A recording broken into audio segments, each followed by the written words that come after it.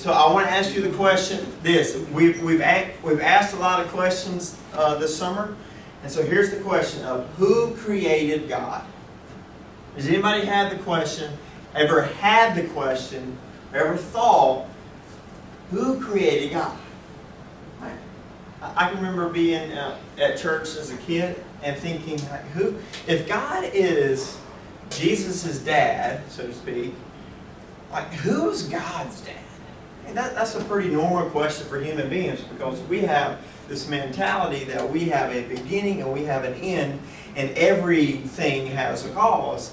And so when we look at the idea of God, we say, well, God, like, who created God? But we also know this: if we define God, if we define who God is, we define Him as an uncreated creator of the universe. Right? So He's uncreated, meaning He's always existed. Therefore, He created the universe. And it's kind of like answering the question, what sound does silence make? What sound does silence make? So in our minds, we know that silence doesn't really have a sound, so that precludes us from asking the question of what sound does it make? What sound does it make, right? And so, but here's the deal. It's at your age, not your IQ, Isaac. So again, we ask the question, well, who created God? And so we kind of run from this question, and so that even that thought, even that answer to that question, it don't satisfy us, right? But I think here's the real question is, do atheists have a better foundation than Christians on the existence of the universe?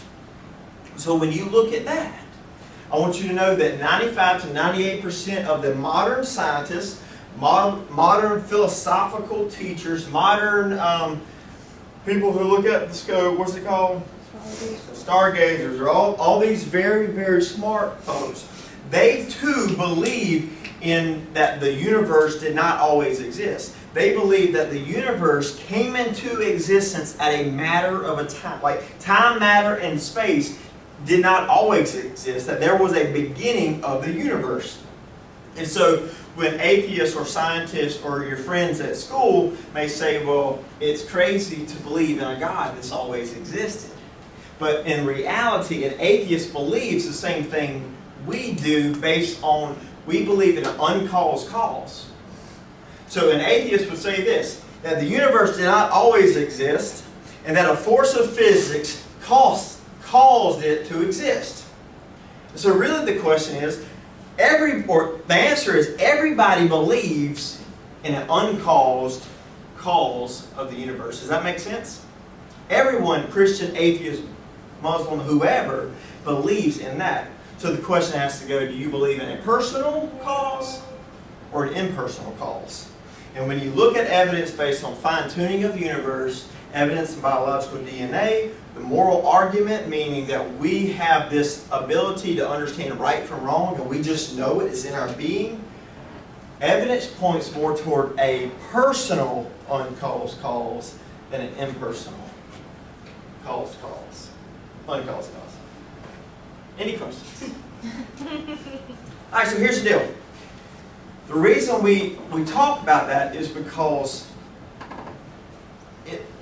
it's an idea in secular culture that being a Christian is almost academic suicide, right? They believe that you cannot think intellectually and be a Christian. However, once you look more at the evidence, we know that it points more to an uncaused creator, personal God of the universe. And then once you get into Scripture, you get into the historical facts and the historical evidence for Jesus' resurrection, you have very solid foundation for Christianity. So that's kind of what we're going to cover this fall, that you just kind of have an equipped foundation of how to answer questions out there. But did you ever get intimidated when somebody asks you a question about Christianity? It's easy to be intimidated. So that's what we're going to help. All right, we'll get to questions later. Hey, I got somebody I want to introduce to you. He's a crazy man. We found him up the road begging, and so he wanted to come share it with you. Ronnie, come see me, man. Okay. All right, so everybody knows Cole, right? Cole Cook. This is Cole Cook's granddad. Ronnie. I'm handsome Ronnie. Handsome Ronnie. No. the first time I ever met Ronnie, Ronnie asked me, "Hey, boy, did you sleep in them clothes?" Yeah. So that's what I love about Ronnie. He's always cutting up. So Again, I said you look bad. I did. In those clothes. Ronnie said, and then I kind of, the connection with Ronnie and myself is my dad used to work a lot for Ronnie, and he was a contractor for Ronnie, the company Ronnie worked for, and so my dad thinks a lot of Ronnie, and he said the first time that you ever met my dad, you said something similar to him too. That you and Randy come there.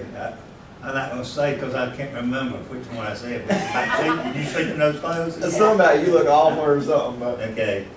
All right, Ronnie, how long have you been coming here to FEC? Since 1974. So a few years. Yeah, well, I skipped. They kicked me out for a couple of years. I moved to Alabama for 3 years. Then I came back. What'd you move there for? Yeah. I got a job. I worked at a paper mill, and I quit my job at the paper mill to go do something else. And I got an opportunity to go back to the same company, but it was in Alabama instead of here. I got you. So I stayed over there until somebody died. We'll have to come back over here. I got you. Did you cut one off?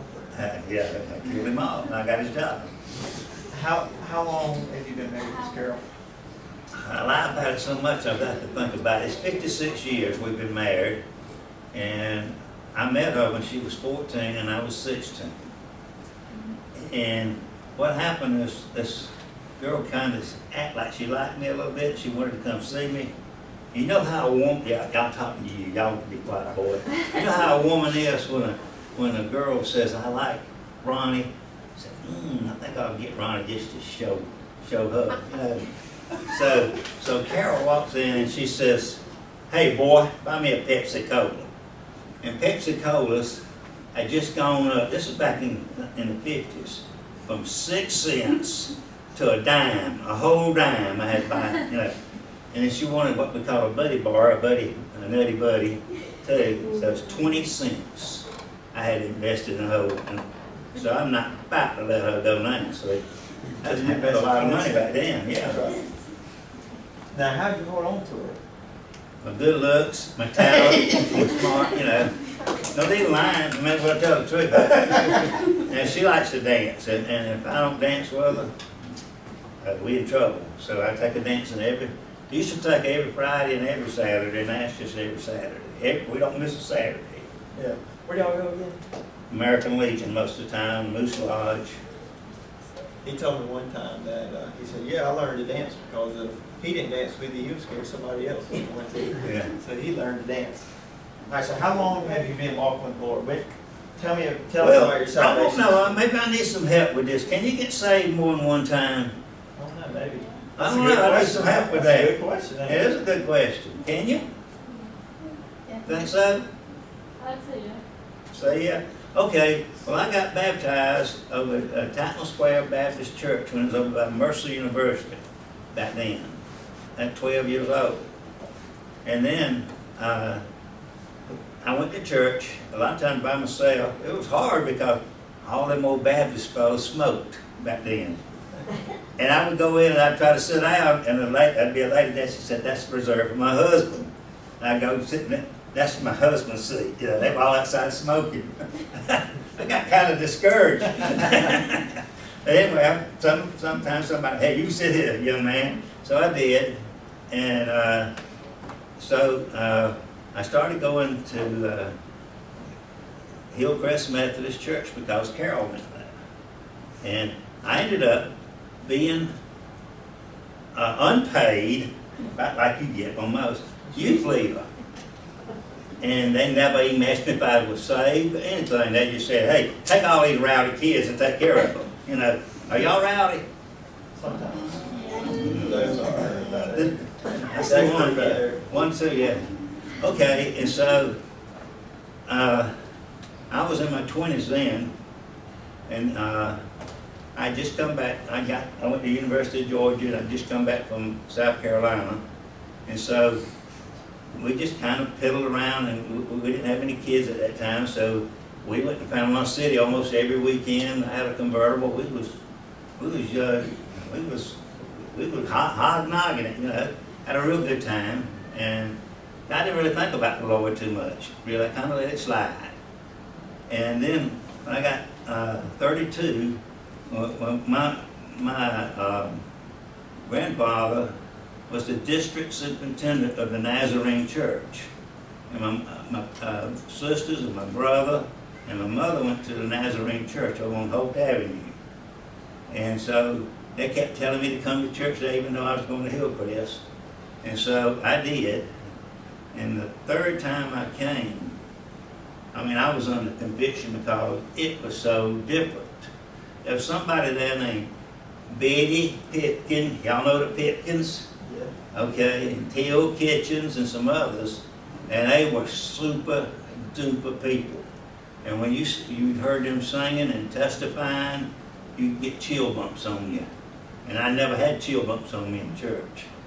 And anyway, I was wrestling with some decisions. I said, I just don't feel right, because I wasn't doing anything bad, but I wasn't living for the Lord either, you know.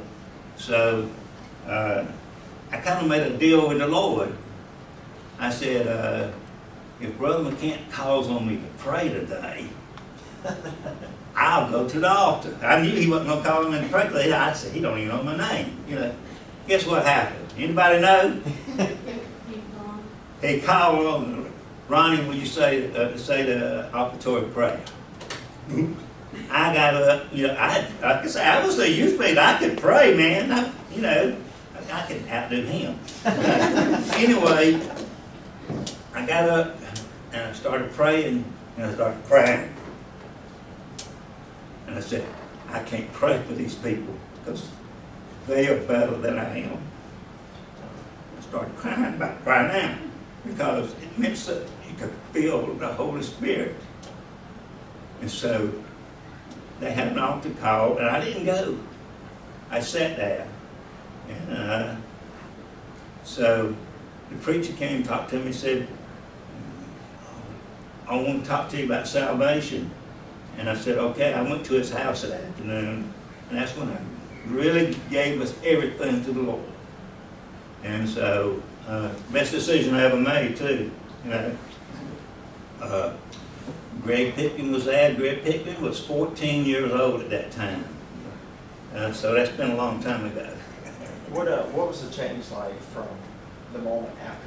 Oh, I don't know if I want to tell everything, because I guess I should tell it, because I was fixing to open up a nightclub. Me and another boy. This friend of mine that had lots of money, but he had done some things he shouldn't have done, and he couldn't get a liquor license, so I was going to open, and I was going to be his partner. And so I ditched that day, you know. That's the biggest, I'd say, that's the biggest physical change you could see in my life. But I quit beating Carol, you know, because I can't get rid away. But for all you young men, don't ever marry a little woman that can beat you up. But anyway, I went back to church that night, and I went to the altar, and I got saved. And there was a lady. It's an old lady. See, well, I'm not gonna tell my age, but I'm almost 80. You know. Anyway, the old lady's probably 60 years old, sitting behind me when I was. And every time the preacher would say something, she'd say, "Yes, Jesus. Yes, Lord." She got on my nerves so bad, you know. I said, "Crazy! That's a crazy old woman like that." You know? And then, you know, I was talking to her a couple of weeks later about it, and she said, "You know, Ronnie, I pray for you every day." What do you say? Yeah, that's right. The crazy old woman that prays for me every day of my life. I owe a lot of that to her. I obeyed the Lord. That's what happened finally. It took me a while. I was 32 years old. Because I had a good job, you know, made good money. We had a nice convertible. Like I said, we went off every time. We were doing the party thing. We wasn't doing anything wrong, you know. But we still, you know, I don't know if we got time. I can tell you about my sanctification. How much time we got? Yeah, maybe we're good. Tell us. Woo. All Hey, right, y'all gonna I'll get know me out of this here. and then we'll All go right, back down. all right. You mentioned a lot, like Miss Teal, Miss Betty. Yeah. Who was the greatest influence in all that? I would say, I don't know if it was the greatest influence was my older sister Tommy, Sister Colleen, who goes to Yes. church here. They used to be the youth leaders here also. The Sunday school with Susan Hodge is now. Susan, they were there. They taught Glenn Lyles and Greg Pitkin and Sharon Lyles and Randy Pitkin, all the 55, 60-year-olds. But in that youth group, you know. Anyway, Teal probably was the most influence on me than anybody. Really? Because she had this thing about her. When she spoke, you knew it was sincere, and you just wanted to please her, kind of. You know, a lot of y'all don't even know who I'm talking about. You know, that's Mr. Kitchen's wife, if you know him, and Miss Susan's mom Yeah. and Kathy's mom. right. The lady that spoke last week, her Okay. mom. Okay. Yeah. She had more influence on me than anybody, I would think. Wow. All right. Tell us about your sanctification. Oh boy. Okay. And this was my wife looked at me. I don't know if you all do that. Yeah, this is the truth. I may as well say it. We had a house over on Winston Drive, and one day we was in the house, and there was a big cat outside my door. And I said, whoo, like that to it, and I jumped back from fear. That cat was something else. He had the biggest head, looked like an iron statue almost. It didn't look real. It didn't look real. But anyway, that night when I went to bed, we had the closet doors, bifold doors, and so I went to bed. The doors were open. I looked up there and I saw that cat. You know, it was dark, but I could see that cat. And this is how the Lord works sometimes, you know. And he's just staring at me, and all of a sudden, y'all ever see the spy movies where the man comes in with the overcoat on and the hat? Y'all remember any of those? Those little spy movies? There was a man standing in my doorway like that. And I said, oh goodness, what's happening? And I started just trembling, and all I could say is, Jesus, Jesus, please help me, Jesus. And all of a sudden, boom, you know, I went in my room, in the back room, and I was reading scripture, and I was just beating like this on my chair like I was crazy. I was having such a good time. Everything just opened up. That's why I said, Lord, I want you to fill me with your Holy Spirit. And he did. It's the best feeling in the world.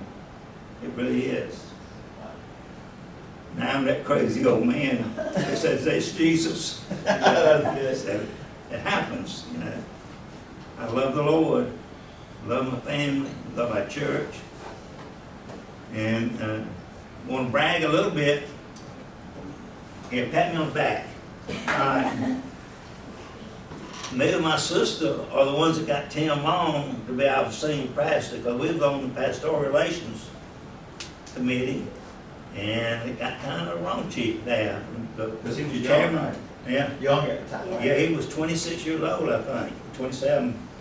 And that a lot of the old people didn't want Tim. He was too young, you know.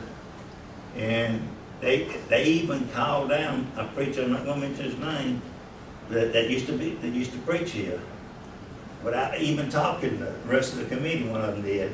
And so we had a little debate about it, and the man in charge quit, so I got to be the chairman.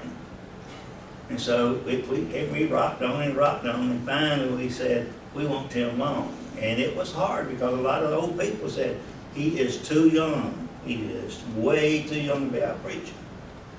But I know Tim's told me those same people have come to him and said, oh, I was wrong, Brother Tim. You know, that's kind of a blessing. We got a good preacher, haven't we? Oh, man, we Yeah. do.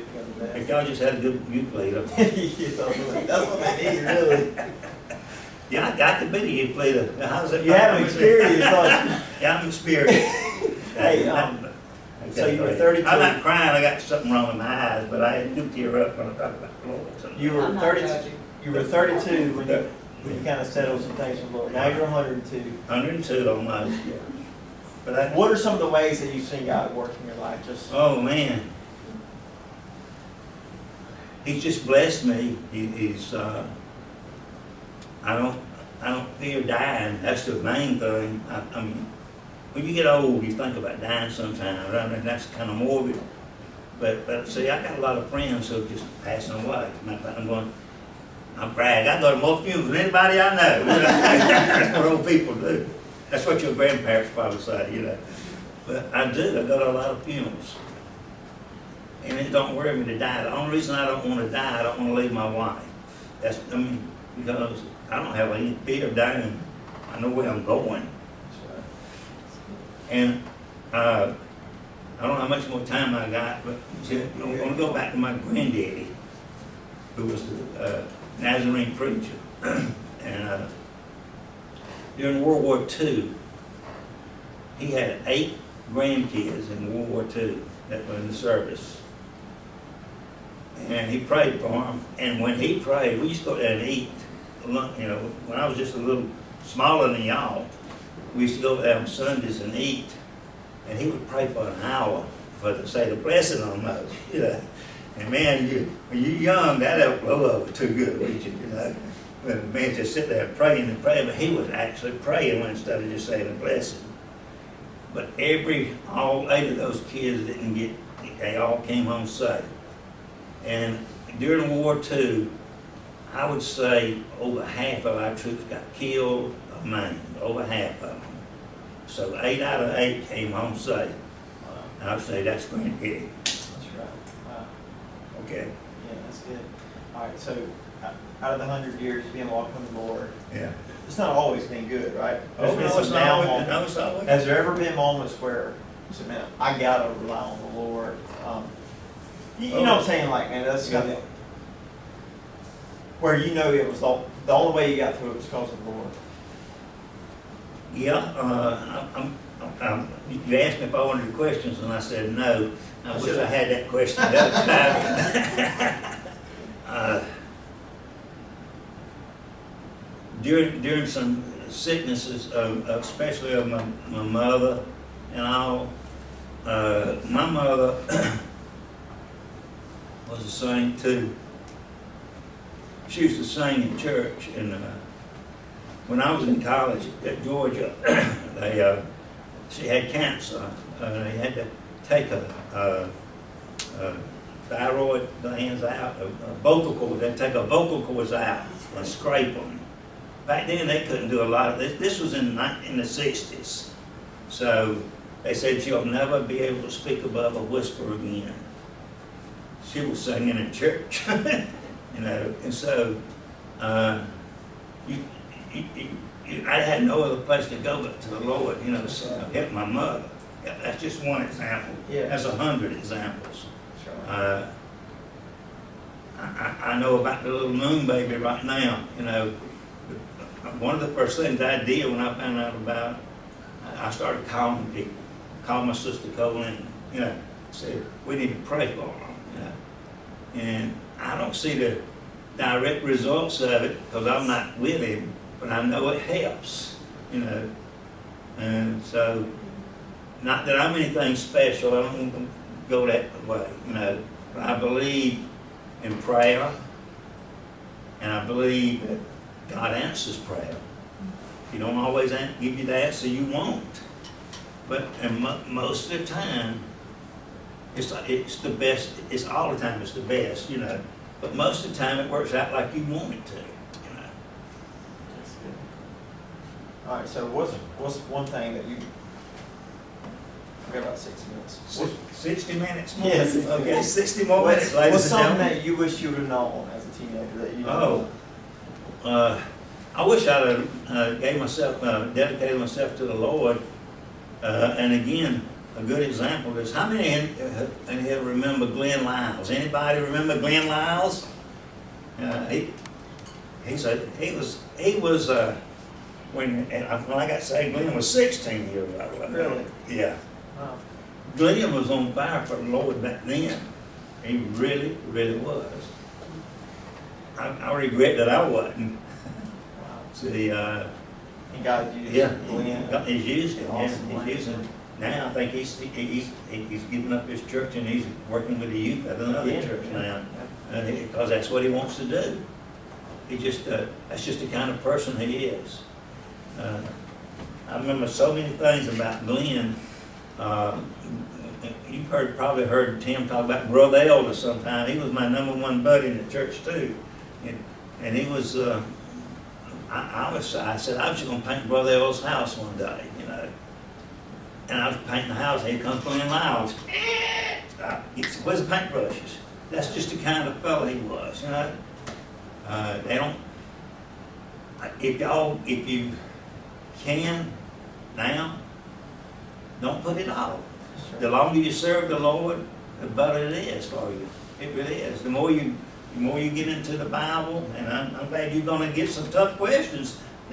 I'm glad I'm not here to take that test that we were talking about, because when he said, you know, I'm going to give you the answer tonight, but I think I know when God was. You know, I really do, but I'm not going to tell them. I'm going to let them find it out.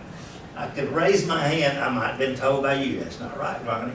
But I'll ask you later in private. That's right. Because it is going to be on the test, isn't it? That's right. All right. All right. So one thing, if you could tell teenagers right now, what would it be, and what would end up? Okay, teenagers. Wow, it's a hard thing. Teenagers have a hard time with sex because your adrenaline and everything's flowing. You're confused. You don't mean to be. And Carol's gonna get mad at me. But when we started dating, I tried my best to do things I shouldn't have done with her, and I never did. We were both virgins when we got married. But teenagers have that struggle. Don't give into it. Just don't give into it. I mean, that's one of the advices I can give you, is just don't give into it, because once you give into it, you always regret that you did. So once you've done it, it's done, you know. That's good. And there's physical consequences, emotional consequences. Oh, there's all kinds of consequences. You know, stealing the same thing. You know, if you steal something, you know about it all your life, or somebody else raises their hand. If you get to be a politician, you know, say, that's why I don't run for mayor. It lies up. I'll tell everybody the mayor lies up. But I don't really run for mayor because somebody's going to raise their hand. I remember when Ronnie did so and so. You know, there's always one. You know what happened to the day I heard a reporter was talking to who's the Senate leader now? Help me with my senior moment here. Nancy Pelosi? No, the Senate, come on. That's the House, isn't it? No, the House is close. Who? The Speaker of the House is Nancy Pelosi. Yeah, no, this is the The Senate. Senate? I don't know. John. Oh, he's from Kentucky. I'm having a senior moment. Y'all have to forgive me. Anyway, these reporters, this is how dirty they are. They went back and did an ancestry check on him. You know, so I have, you know, on my side, I have 2 grandparents. But then I have 4 great-grandparents, because they had, you know, and then you have 8 great-great-grandparents. And so they did an ancestry check on him and said, your great-great-grandparents owned slaves. And I said, that's how these reporters do. So you don't get to hide much of anything nowadays. I never dreamed that they would do anything like that, but they did it. Yeah. And what he said. Yeah, I'm not gonna get into politics. He answered it real good though. What did he say? He said, well, this is political now. He said, I'm gonna go back to what Barack Obama told me when he was president. He didn't believe in reparations, and reparations is where you pay black people because their ancestors were slaves. So I don't believe in reparations, and both of our ancestors owned slaves. So I didn't know that either. But see, they know things. Yeah. What I'm hearing you say is kind of be peculiar about your choices too, right? Do what now? Like be particular about your choices, Oh, yeah. make good choices. Good choices add up and affect you the rest of your life. I married good. I really did. There's a lot of people that didn't. One thing too that I've just kind of heard you say is, man, like I think it's possible. I feel like a lot of times you guys don't feel it's possible to live a holy life or seek the Lord at your age, and I believe it is. You gave a great example of Glenn Lyles. Everybody in Middle Georgia knows who Glenn Lyles is because he made such an impact on people. And so it started when he was your age. It didn't, you know what I'm saying? Like God, he started just seeking the Lord, and that's how God used him. And that's just what we ought to do, just seek the Lord and kind of leave it up to his hands. And I know God will use you guys. Well, good, man. I just really appreciate you coming and hanging out with us. Oh, I don't do anything free. You owe me a quarter. Hey, well, how about a piece of cake? A quarter. Quarter. I get you. Hey, will you pray over us? I'll be glad to pray. Yeah. And I won't get too shaky tonight. Let's go to Lord in prayer. Our most gracious Heavenly Father, we do thank you. We thank you, first of all, for Taylor and Amanda. We thank you for our church, dear Jesus. And we just ask that you bless our church, help us to have the unity that only you can give us, dear Jesus. And Lord, I pray almost every night that I be a good example for my kids, and for my grandkids, and for my great-grandkids, dear Jesus. And Lord, there's a lot of young people here, and some of them are going to go separate ways for a while. But the hope is that they all come back to you, dear Jesus. And that's my hope right now, Lord, that you just have the foundation that's put in them that they will come back to you. All this we ask in your precious name.